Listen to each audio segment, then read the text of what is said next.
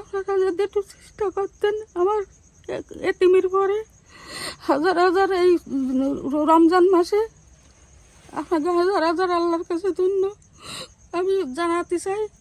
আর আমি কিন্তু গরিব অসহায় লোক, আমার কেউ নেই, আমি তোর মুখখানে একটু দেখতে চাই, আপনার কাছে জানাচ্ছি।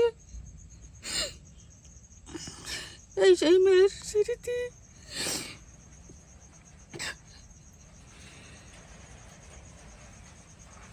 আপনারা যদি একটু করতেন সেই সিস্টারটা, আমি একটু তার মুখখানে একটু দেখতে চাই।